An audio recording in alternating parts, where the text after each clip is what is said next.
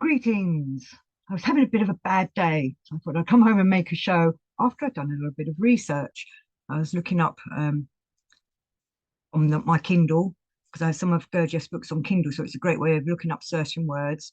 Anger and emotional center. I was looking up, even though I know that when people annoy me or people get in my way, I'm letting them get to me, and I did understand that. But my emotions were reacting so quickly as they do. And in my head, it was going, it doesn't matter. This was just an incident. And I had quite a few things happen today. Just seems like all roll into each other. I'm sure many of you remember the story. I've read it before of Gurdjieff saying about how the man gets up in the morning and I think it's his newspaper's not ready for him, so he puts him in a bad mood, and then he keeps dropping his toothbrush or something, and that kept put him in the worst mood. And then he goes out and he bumps into goes to have coffee somewhere, and this beautiful lady smiles at him, and that gets rid of the bad mood because he's had something nice happen to him. Beautiful lady, take notice. No handsome man took notice of me today, but to make me drop my bad mood. But we all know these are incidents that happen to us. They're accidents. But all the time that all the strange things were happening, in my head was saying to me, it doesn't matter. Understand why that's happened. Look at why that person's irritating you, or why you're being irritated by certain actions that are happening or instances. Yet I still had this strange feeling of anger inside me, and I had to come home and sit down and just. But I have noticed in the last year or so, probably longer, probably a couple of years. Well, I've noticed since 2020, obviously there was a fear factor going out into the world, and that fear factor was vibrating in the atmosphere and went on for a long time. I used to have to really protect myself when I went out there, especially at the beginning when it was like a thick, dense atmosphere of just fear. So I'd be doing prayers or, kind of doing holy water here and there, a few cross signs, a few signs for peace. But today, none of that seemed to be working, which was really beginning to get to me. But I've noticed definitely since 2020, and after the fear factor began to die down, there's still a sense of anxiety in the air. And many people I've noticed have been discussing it in the last few months on their shows on YouTube, which has been quite interesting that other people have noticed it as well. Because for quite a long while, I thought it was just me personally not settling down. I couldn't seem to center myself properly, or I would finally think I'm centering myself, but I could still feel this anxiety, this tingling in my solar plexus. So I don't know if there's something going on, or conspiracy theory alert. Something's being put out into the air. I know many people talk about the Schumann resonance being mucked about with. But I'd like to think that people that work on themselves, we're somehow deflecting it, but they've upped the ante, I think, and try to dislodge people that are perhaps working on themselves by putting this kind of solar plexus worry in them or anxiety. And I've spoken to quite a few other people about it, and a lot of people have said they've been feeling this, but they didn't want to admit it until I'd said something, and then they started, slowly coming out of the woodwork. A few people. I had one guy who's an astrologer was saying to me, well, the astrology was pretty odd last year, so that's going to be having an effect on us. And I do believe the stars and the planets have an effect on us. So maybe all this change of going into all these planets going into, I believe it's air signs, which has not been done for a long, long, long, long time. I think thousands of years, could also be why the vibrations are very strange on the planet. Because this isn't just around my local area. I'm talking about people who are kind of I speak to around the world. So I feel like there's a bit more protection needs to be done on ourselves and more centering of ourselves lately because of whatever's going on. I'm pretty sure it's not an isolated thing, just happening to a few of us. I think it's happening to lots, and who knows what it's doing to the people that are asleep in this world. Or maybe it's finely tuned to try to get to people that are working on themselves. I don't know anyway, but obviously I was thinking a lot about today about, right, obviously my emotional center is totally off kilter today. I know we could say also our thinking center because you're thinking, can be put you into a bad mood as well. And you have to change it in your head of why am I in a bad mood? Why am I angry? And try and center back to where it all started from. And then, excuse me, frog in my throat. Then I found this from Gurdjieff, which was just like, yes, that was me today in Views from the Real World. And he was saying, while I was preparing a dish, I remembered how my mother used to prepare it. I remembered my mother and remembered certain moments connected with this. These memories aroused feelings in me. I made a plan of what was required to obtain this kind of lighting. When the light was switched on and I saw it, I had a feeling of self-satisfaction. I remembered my association, how on one occasion I collided with a man. I received the impact of this collision in my chest, so I let fly. Later, I found out that the man was not to blame, yet I hit him so hard that he lost several teeth. When I saw this innocent man in the street, I was so sorry for him that I remember him now. I experienced the same pang of conscience that I felt then. These are 3 examples of inner states related to the emotional center and should be called feelings. One of the instances I had today, I'm just going to pause and have a little cough. I cleared my frog. Sorry about that. Anyway, one of the things that happened to me today was a bit like the collision that Gurdjieff talked about with a man. I wouldn't say that we collided physically like that, and I definitely didn't knock anybody's teeth out, but I did snap pretty badly to someone who was just, in a way, trying to help me. Well, he was trying to help me, but I took it personally. I didn't want his help and snapped. Even though I knew at the same time, in my head, he was saying, this man is trying to help you. Accept this. Be grateful for this. Where I was like, oh, I just want to do this myself. I don't need you to point this out to me. So we had a few words, and then I felt bad for the rest of the day. We've made up, obviously. It's all okay. But I know now, next time I see him, I'll remember that incident, and so will he. And these are the kinds of things that happen when incidences like that occur to us, because over time they stay in our memories. You know, it's associations. Like when Gurdjieff's talking about the meal and it reminded him of his mother.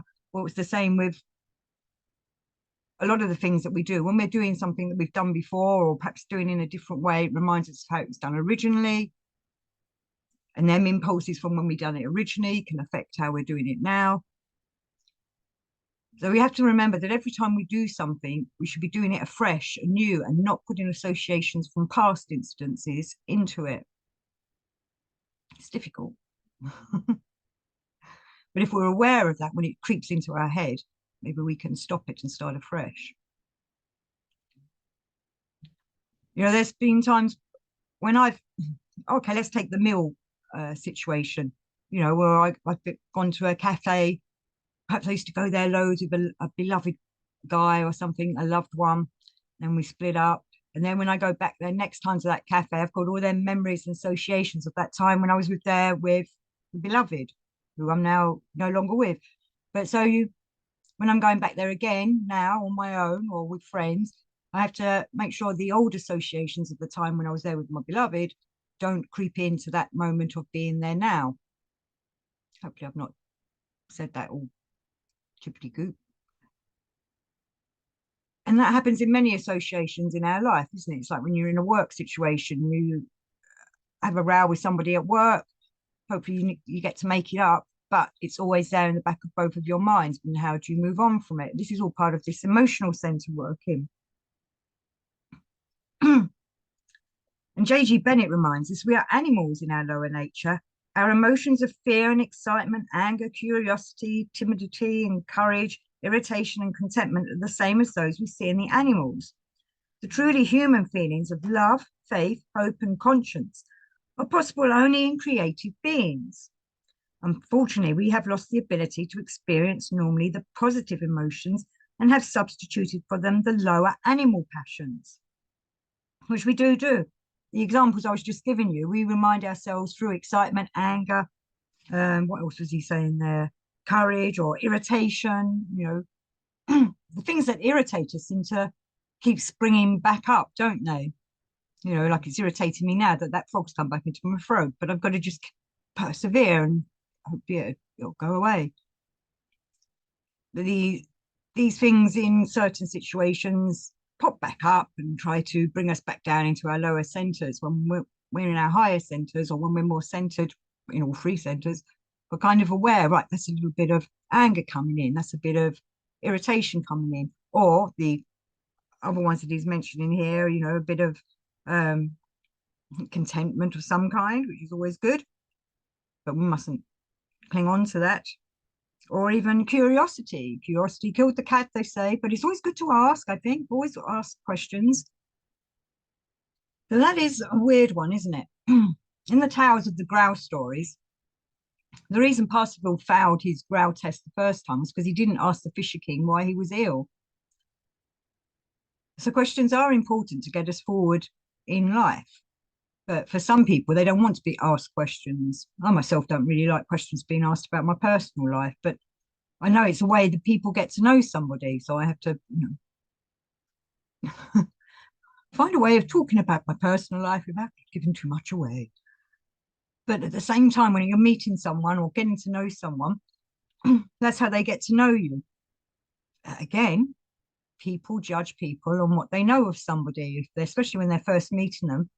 Used to drive me mad when people used to say, "What, you've only known them for a little while. What do you do for a living?"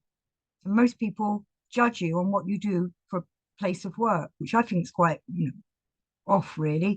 We should be judging people and how you get to know. We shouldn't be judging people as well at all, but should be getting to know people for who they are, not what they do as a career or job or whatever. But for many people, they don't see past the person other than as to what they are, whether they're, finds out they're a postman, while in their head they'll always be a postie. I used to work in the parks doing sports activities, but I never really explained to people what my job was. By telling people I work in the parks, so many people just assumed I was a gardener or a ranger, but I was actually doing sports activities with children and with adults, football, lots of football. Long stories there. But as we get to know people, we should be able to hopefully open up to them if we trust them. But we must be aware that people do use information for their own ideas of what people are like.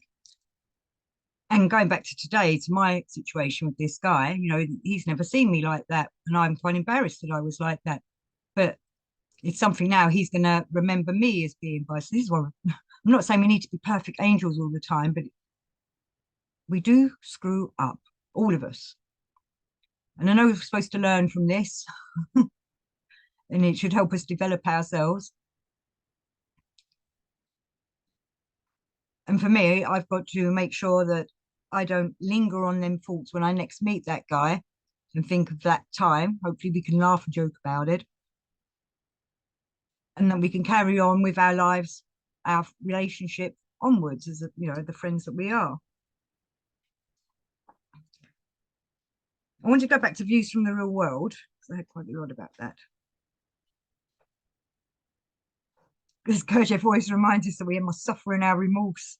I think that's a situation there, which is what it is. From the incident that happened today, I have remorse for that incident. And hopefully I can turn that remorse around into a bit more of a positive energy so that it can work on me. And the guy that got a backlash, my tongue lashing out at him. Gurdjieff reminds us that at the same time, we have no feeling. I mean that we have neither objective nor subjective feeling. The whole realm of our feeling is filled with something alien and completely mechanical. There are three kinds of feeling: subjective, objective, and automatic. And that's what happened to me today. I did an automatic reaction instead of acting. And it does make you feel alien because you think, oh my God, well, this isn't how I normally am. Why am I being like this? How embarrassing. What a fool I'm making of myself. Again, that's subjective as well. And I'm not being objective and looking at the whole picture and what these feelings are doing to that poor guy, what it's doing to the situation. And obviously it's sending them negative vibrations out into the world as well, which is also not good. You know, at tonight when I go to bed, I always try to do a recap in reverse of the day. That's going to be a hard one to do, but I have to do it without being attached to it. Just let it roll backwards, like a backwards film. I don't know if for those of you that don't know the exercise, you know, just before you go to sleep, you rewind the day in your mind like a film, but don't get attached to any of the things that happen in it. It's a kind of like um, letting your conscious and subconscious let go of it so that you're not affected by it in your dreams.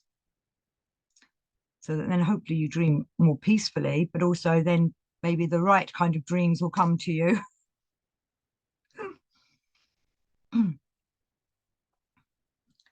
Gurdjieff reminds us all our emotions are rudimentary organs of something higher, e.g., for example, fear may be an organ of future clairvoyance, anger of real force, etc., etc.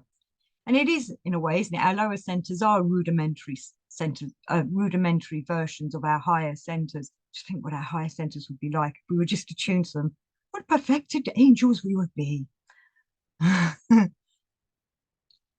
So we know that we need them. Obviously, we need anger for certain issues. You know, when we're standing up for our rights and things like that, not for having a go at somebody just because they're getting in your way. We need, you know, there has to be irritation in certain instances.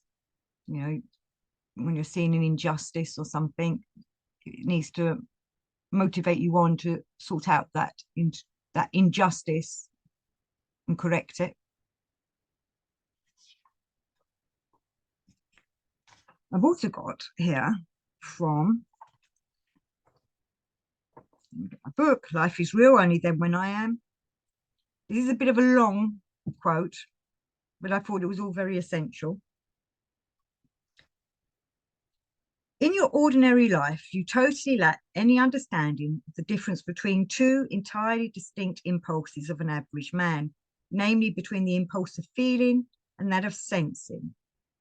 So when I was having my little incident with my friend earlier, was I feeling anger and also sensing at the same time what I was doing was wrong? I don't know if that's the right way of understanding this sentence, but that's how I see it.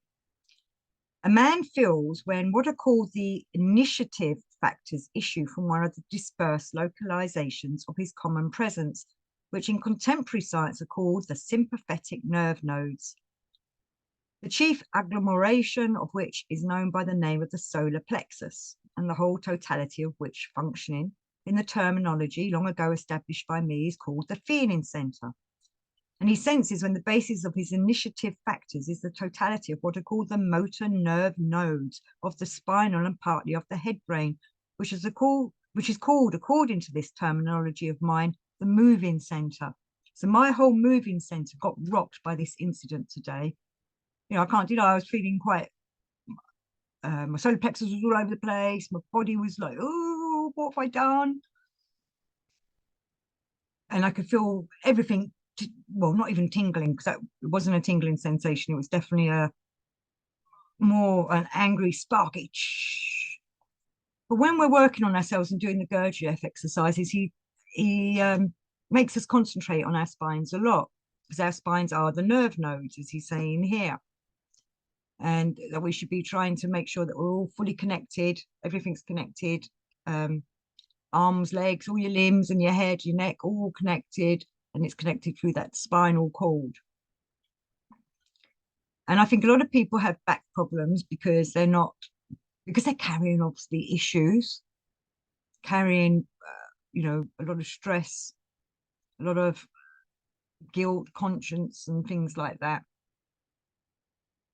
But I found by doing the Gurdjieff work, it's helped me alleviate them kind of issues, because by doing the Gurdjieff exercises over time, you learn how to deal with the past, and you learn how to supposedly work in the now, those still muck up, still make mistakes, and hopefully prepare ourselves for the future. And we have to, what am I trying to say here? By working on our spine and our whole body, obviously, now all our centers, but making that spine being fully connected, obviously it becomes more sensitive to when we do screw up, but it also keeps us more at a standing point, a steady standing. I was going to say rigid, but then that sounds too far the wrong way, too far. Being more centered. Like I don't know if any of you do Tai Chi or Qigong, you learn to balance in your center of your back, your back and your spinal cord. I find it quite interesting that in the color exercise that Gurdjieff talks about, which I highly recommend people do, the spine is to be visualized as yellow. And in a lot of um, meditation exercises and magical exercises and well-being exercises, they do try to get you to center yourself, feel your spine straight coming from the heavens down to the earth and then the earth back to the heavens. And I know many people do it through the feet as well, which is another good thing to do. Ground yourself through your feet, feel them roots going into the earth below you. We need to look after our spines, peoples. Right, this is all and everything. Again, another long quote. Was I going to say anything else about that? Oh, okay, so we've got our sympathetic nerve nodes. So he's talking about humans. In them also, there is a corresponding localization for the concentration of all results obtained from the affirmation of the head brain and from all the shades of denial of the spinal marrow, which results afterwards serve as a regularizing or reconciling principle for the functions of the whole common presence of each of them. Now, I can't remember where I got this from. And I was saying earlier about how the spine's connected to everything. It's like the heart sends messages up to the head through the spine, and the head sends messages from the spine down to the head, and then the solar plexus is connected to the spine as well. So all them nerves messages are going up and down and round and round. So being more connected with your spine would help you become more connected with your centers, I believe.